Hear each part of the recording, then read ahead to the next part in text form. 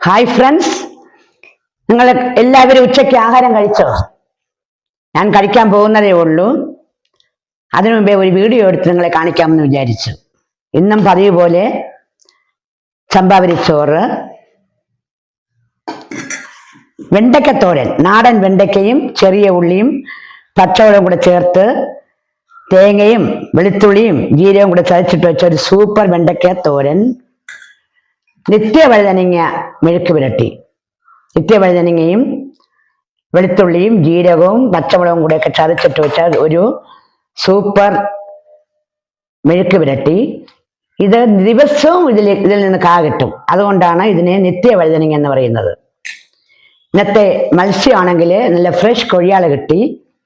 പതിവ് പോലെ മുളകും മല്ലിയും തേങ്ങയും ഒക്കെ ഒന്ന് ചൂടാക്കി കറി രൂപത്തിലെടുത്തു.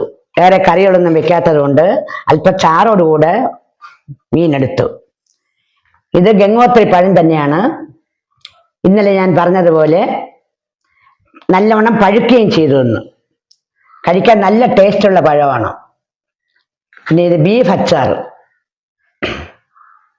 ഇത്രയൊക്കെ തന്നെയാണ് ഇന്നത്തെ എൻ്റെ ഉച്ചഭക്ഷണം. നിങ്ങൾക്ക് എല്ലാവർക്കും ഇഷ്ടപ്പെട്ടുവെങ്കിൽ നിങ്ങൾ ഷെയർ ചെയ്യണം, ലൈക്ക് ചെയ്യണം, സബ്സ്ക്രൈബ് ചെയ്യാത്തവർ സബ്സ്ക്രൈബ് ചെയ്യണം. നിങ്ങൾക്ക് എല്ലാവർക്കും നല്ല ഒരു ശുഭദിനം ആശംസിച്ചുകൊള്ളുന്നു.